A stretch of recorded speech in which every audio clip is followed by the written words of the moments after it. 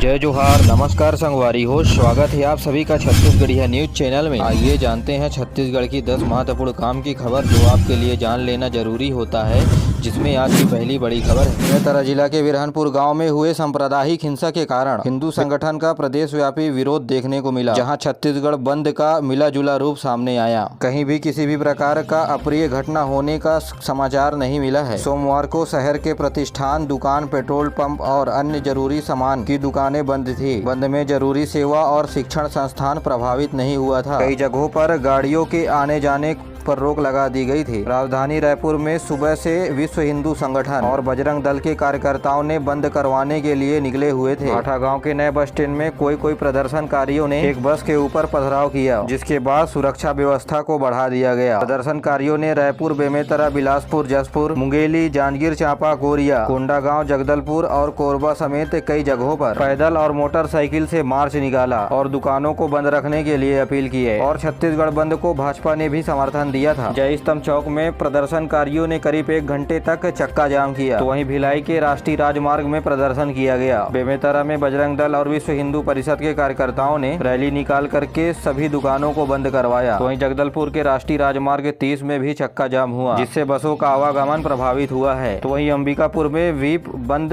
छत्तीसगढ़ का पूरा असर देखने को मिला है।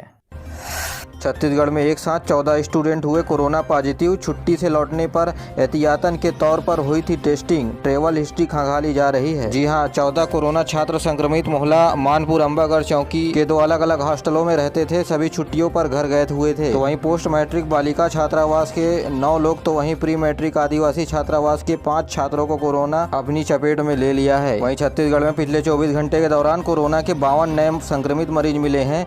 कुल एक्टिव केस मरीजों की संख्या 466 है। रायपुर में एक्टिव केस सबसे ज्यादा 146 है। बिलासपुर में 52, दुर्ग में 45 मरीज हैं। राहत की बात यह है कि पिछले 3 दिनों से लगातार केस कम हो रहे हैं। सेना में भर्ती होने के लिए ऑनलाइन परीक्षा हेतु समय का निर्धारण कर दिया गया है। अलग अलग श्रेणी के लिए ऑनलाइन परीक्षा 17 अप्रैल से 26 अप्रैल के बीच होगी। परीक्षा 3 पालियों में होगा। उम्मीदवार अपना प्रवेश पत्र भारतीय सेना के वेबसाइट में जा करके रजिस्ट्रेशन नंबर डालकर डाउनलोड कर सकते हैं। छत्तीसगढ़ में ऑनलाइन परीक्षा के लिए रायपुर, भिलाई और बिलासपुर को केंद्र बनाया गया है। भिलाई के Parthiv college of engineering and management, Bilaspur के बुधरी स्थित लक्ष्मी इंस्टीट्यूट ऑफ टेक्नोलॉजी, वहीं रायपुर के पार्थिव कमर्शियल कॉम्प्लेक्स को सेंटर बनाया गया है। कोरोना संक्रमण के बीच जानलेवा बीमारी ने दी दस्तक। बीजापुर के 8 जवान हुए शिकार। जी हां, कोरोना के बढ़ते हुए मामलों के बीच भोपालपट्टनम ब्लॉक के तालागुड़ा में डेंगू का मामला सामने आया है। यहां पुलिस की 8 जवानों की रिपोर्ट पॉजिटिव आई है। तालागुड़ा के पुलिस कैंप में 76 जवानों की टेस्टिंग किया गया है, जिसमें 3 जवान कोरोना पॉजिटिव मिले हैं। सभी मरीजों को जिला अस्पताल में भर्ती किया गया है। इससे पहले पोटा केवलिन आवासीय विद्यालय की 3 छात्राएं डेंगू से पीड़ित थी। दुर्ग से चलकर राजेंद्र नगर जाने वाली साउथ बिहार एक्सप्रेस एक बार फिर से बहाल कर दी गई है। अपने नियमित समय पर चलेगी। रेल लोको आंदोलन के तहत रेलवे बोर्ड ने इस ट्रेन को बंद करने के अलावा 12 ट्रेनें और बंद कर दी गई थी। आपको बता दें कि दक्षिण पूर्व मध्य रेलवे खड़गपुर रेल मंडल में खेमासूली रेलवे स्टेशन में 5 अप्रैल से रेल लोको आंदोलन चल रहा था। इस आंदोलन के कारण रेलवे बोर्ड ने दुर्ग, भिलाई से होकर गुजरने वाली कई ट्रेनों को रद्द कर दिया था।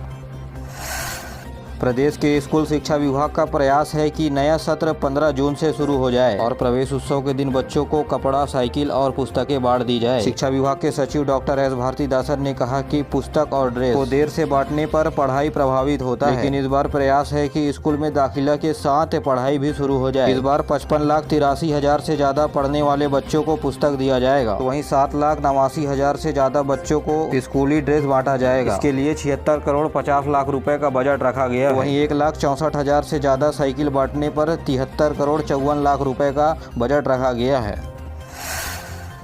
बेमेतरा में हुए हिंसक घटना के बाद और एक युवक की मौत की वजह से छत्तीसगढ़ बंद का आह्वान किया गया। सोमवार को बंद के दौरान बिरहनपुर जिस गांव में घटना हुई थी, वहां उग्र हुई इस भीड़ ने एक मकान को आग लगा दी और मकान के अंदर ब्लास्ट भी हो गया। टोलपुर कर रहे भीड़ को संभालने के लिए दुर्ग रेंज के आईजी आनंद छावड़ा समेत कई पुलिस अफसर और जवान यहां पहुंचे। फिलहाल किसी की घायल होने की जानकारी सामने नहीं आई है। बीजेपी प्रदेश अध्यक्ष अरुण साव साजा में मौजूद हैं। उन्हें बिरहनपुर पुलिस पुलिस जाने नहीं दे रही है। साव अपने कार्यकर्ताओं के साथ वहीं धरने में बैठकर नारेबाजी कर रहे हैं। छत्तीसगढ़ के आबकारी मंत्री कवासी लखमा बस्तर प्रवास पर हैं। इस दौरान वे मीडिया के शराबबंदी सवाल पर क्या कहा, सुनिए।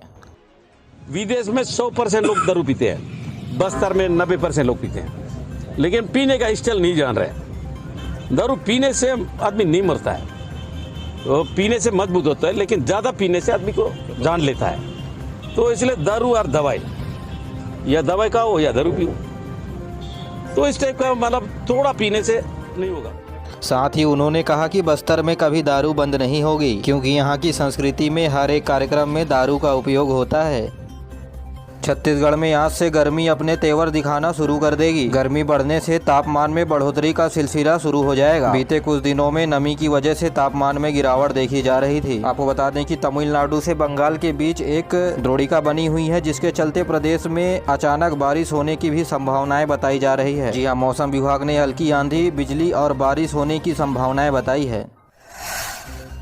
अंबिकापुर में नियमितीकरण की मांग को लेकर के कर्मचारियों ने स्वास्थ्य मंत्री टी.एस. सिंहदेव से नियमितीकरण की मांग की। इस दौरान वे बातचीत में अपना दर्द बयां किए। टी.एस. सिंहदेव ने फोन पर बात करते हुए कहा कि हम लोग खुद ही किनारे हैं, मेरी ज्यादा हैसियत नहीं है। उन्होंने कहा कि हमारी जो मुख्यमंत्री है उनसे ही चर्चा करनी पड़ेगी। उन्होंने कहा कि आप लोग भी जानते हैं और समझदार हैं, प्रदेश के दैनिक वेतन भोगी और अनियमित कर्मचारी पिछले कई सालों से नियमितीकरण की मांग कर रहे हैं। इन मांगों पर कर्मचारी स्वास्थ्य मंत्री का बंगला घेराव करने के लिए निकले थे।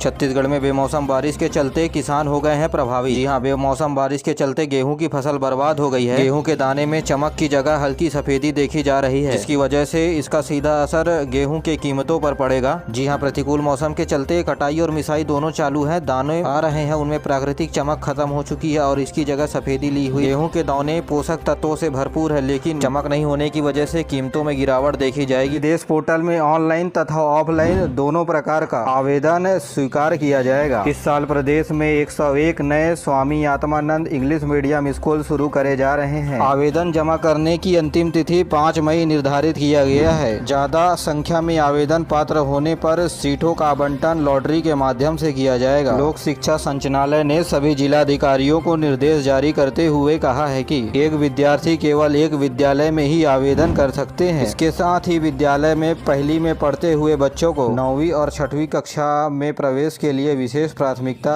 दिया जाएगा। उन्हें अलग से आवेदन करने की जरूरत नहीं है। मुख्यमंत्री भूपेश बघेल के घोषणा के अनुसार अंग्रेजी और हिंदी माध्यम के विद्यालयों में महतारी दुलार योजना के तहत कोरोना महामारी से अनाथ हुए बच्चों को विशेष प्राथमिकता से प्रवेश विद्यालयों में दिया जाएगा। ऐसी स्थिति में पालक का मृत्यु प्रमाण पत्र संलग्न करना होगा जरूरी, और स्कूलों के 50% सीट में बालिकाओं को प्रवेश दिया जाएगा। बालिकाओं का प्रवेश कम होने पर बचे हुए सीट को बालकों को दिया जाएगा। वहीं आर्थिक रूप से कमजोर बालक और बालिकाओं के लिए 1/4 यानी 25% सीट आरक्षित रखा गया है। वहीं पहली कक्षा में प्रवेश लेने वाले बच्चों की उम्र 31 मई के स्थिति में 5.5 से 6.5 साल होनी चाहिए। जांजगीर चांपा जिले में बढ़ते हुए गर्मी को देख करके कलेक्टर रेजा प्रसाद चौधरी ने जिला के सभी सहकारी स्कूलों में समय को परिवर्तन करने के आदेश जारी किए हैं। आदेश के अनुसार सोमवार से शनिवार तक सुबह 7:30 बजे से 11:30 बजे तक पहली पाली का स्कूल शुरू होगा। जहां दोनों पालियों में कक्षाएं लगती हैं, तो वहां पूर्व माध्यमिक शाला और प्राथमिक शाला की स्कूल 7:30 से 11:30 बजे के बीच लगेगी, तो वहीं हाई स्कूल और हायर सेकेंडरी के स्कूल 11:30 बजे से। छत्तीसगढ़ में अनाज, दलहन, तिलहन और प्रमाणित बीजों के लिए क्रय दर यानी खरीदी कीमतों का निर्धारण कर दिया गया है। इसका निर्धारण राष्ट्रीय बीज समिति के बैठक में किया गया। ये दर भारत सरकार और राज्य सरकार के द्वारा संचालित अलग अलग योजनाओं में प्रावधान के अनुसार उत्पादन वितरण के निर्धारित राशियों को घटाकर तय किया गया है। छत्तीसगढ़ राज्य बीज और किसान निगम लिमिटेड के द्वारा खरीफ सीजन साल 2023 के लिए किसानों हेतु मोटा धान का विक्रय दर 2,800 रुपए प्रति क्विंटल तय किया गया है। पतला धान का 3,000, सुगंधित धान का 3,400 रुपए प्रति क्विंटल निर्धारित किया गया है। ऐसे ही कोदो के लिए 4,000 रुपए, रागी के लिए 4,600 रुपए प्रति क्विंटल दर निर्धारित किया गया है। इसी के साथ दलहन और तिलहन फसलों के लिए बीज का निर्धारण किया गया।